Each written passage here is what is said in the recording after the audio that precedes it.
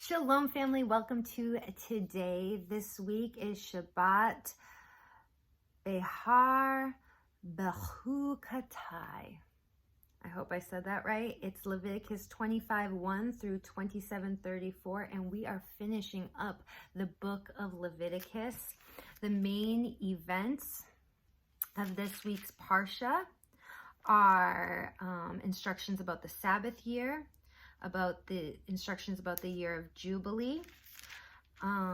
We have reward for obedience, punishment for disobedience, and redeeming what is the Lord's. I always encourage you to read the Torah portion, but I encourage you to read it again today. There's a lot of talk about the Jubilee, and what's really awesome is God commands, He commands us that we rest on the seventh day, but He also commands that the land rest in the seventh year, and He promises to provide in the sixth year, not just enough to cover the seventh year, but the eighth year as well.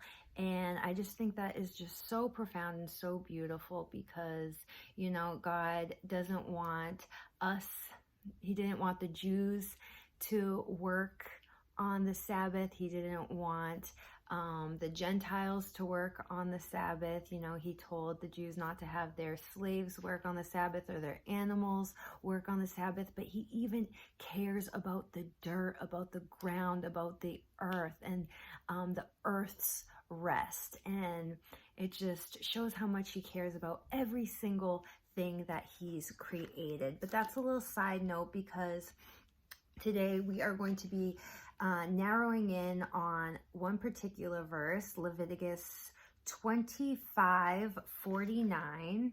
It says, "An uncle or a cousin or any blood relative in their clan may redeem them, or if they prosper, they can redeem themselves." So this passage describes what happens if someone is sold into slavery due to poverty. The law is that the closest relatives of the person are to raise the funds to free him if possible. In Hebrew, the word for cousin is ben dod. Okay? And this literally means son of his uncle, but what's fascinating is the Hebrew letters of Ben Dod are identical to the letters of Ben David, which means son of David. Based on this, the sages taught that anyone who redeems another person from servitude is acting like our Messiah, the son of David, Yeshua HaMashiach, the one who saves us all. We all long to be saved from those situations in life where we feel helpless and trapped. And so my prayer today, as we enter Sabbath, is we can be the help someone is hoping for, praying for, and in helping them, they get a glimpse of our Savior who led us to help them. I love you all. Read your Torah portion.